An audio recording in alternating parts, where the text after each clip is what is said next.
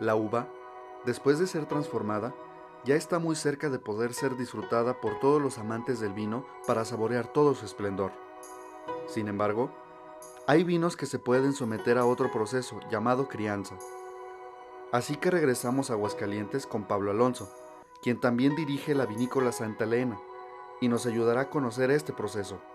La crianza nosotros la consideramos el guardar el vino después de fermentación en algún recipiente que le aporte.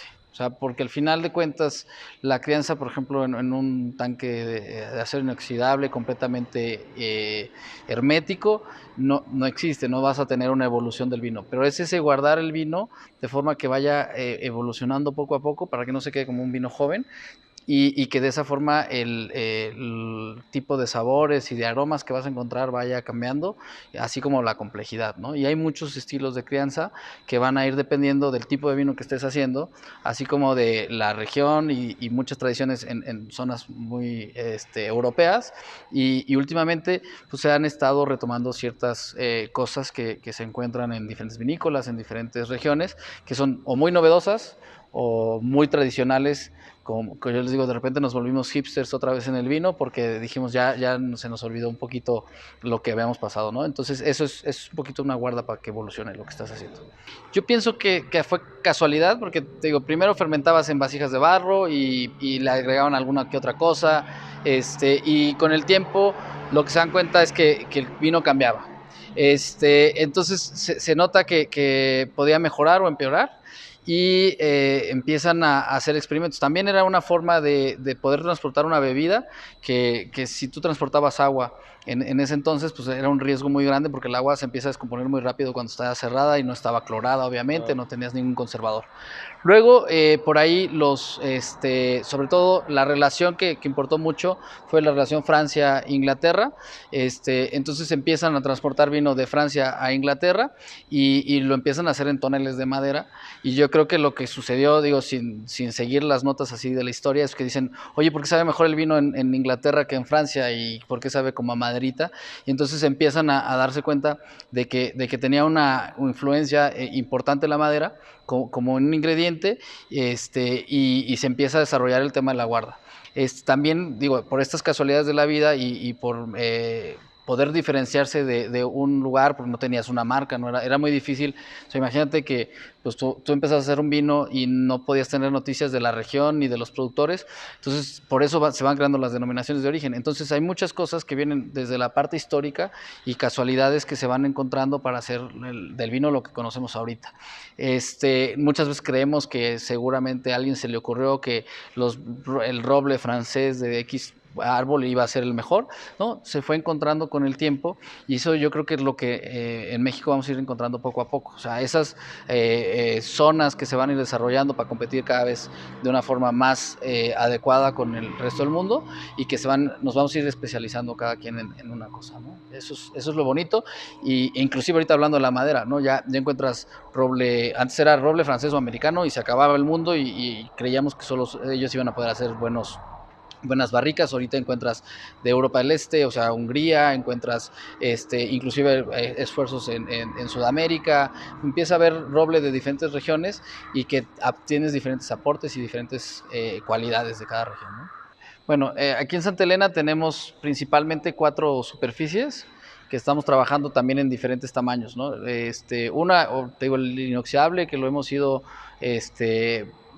puliendo un poquito porque lo que hacemos es una maceración postfermentativa muy alargada y eso nos permite un poquito de oxidación en el vino al inicio.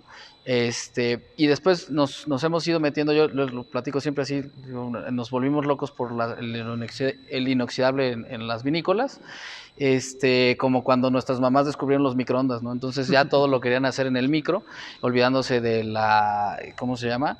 De la tortillita doradita en el comal y esas cosas.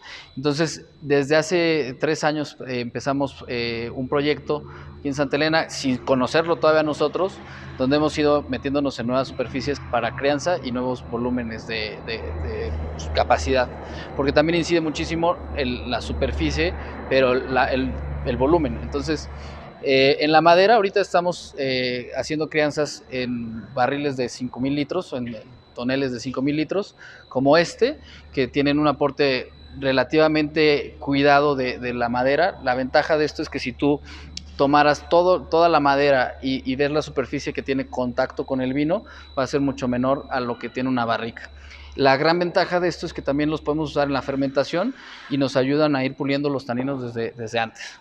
Por el otro lado, lo que sucede es que con el tiempo estos toneles van a ir cambiando su aporte y haciéndose un poco más finos. El tostado, en dado caso, nosotros estamos trabajando aquí sin tostados de la madera, es muy distinto y entonces no tenemos un aporte tan marcado de aromas tostados tal cual, chocolatosos, que encuentras mucho luego en las barricas de roble muy tostado o de roble americano.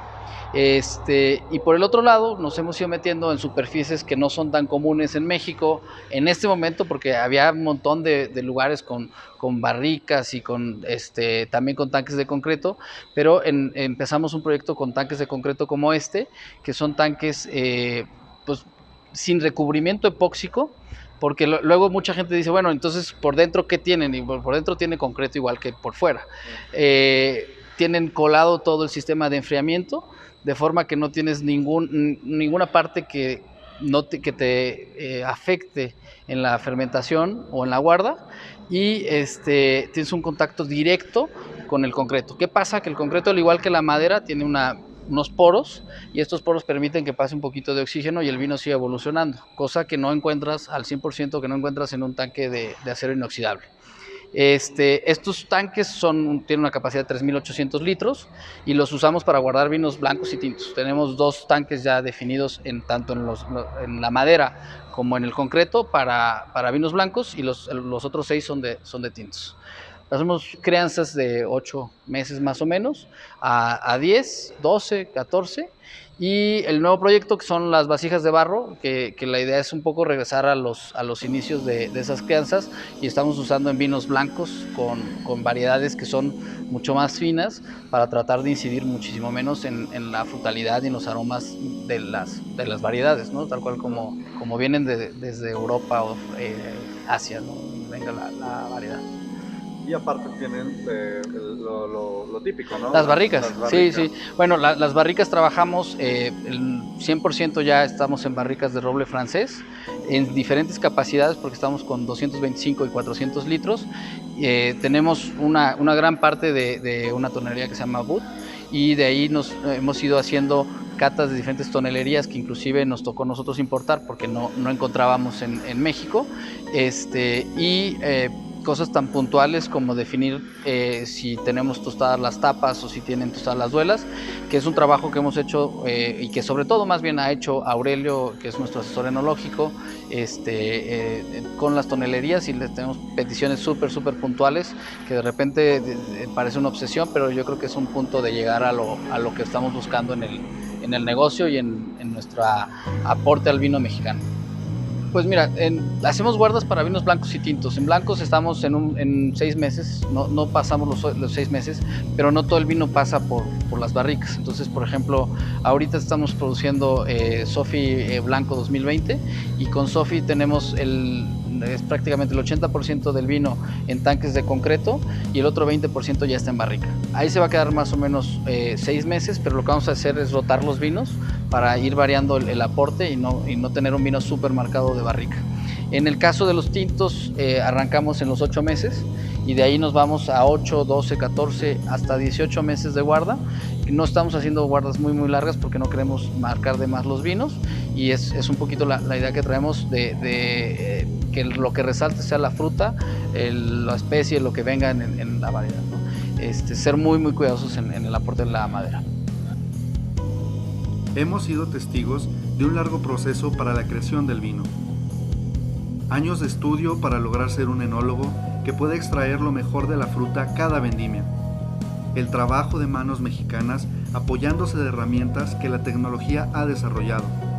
El esfuerzo y la constancia para ver nacer el vino, y la dedicación para criarlo el tiempo necesario. Gracias a esto, he aprendido el por qué el vino enamora a tantas personas en todo el mundo, y el por qué llegó a México para quedarse.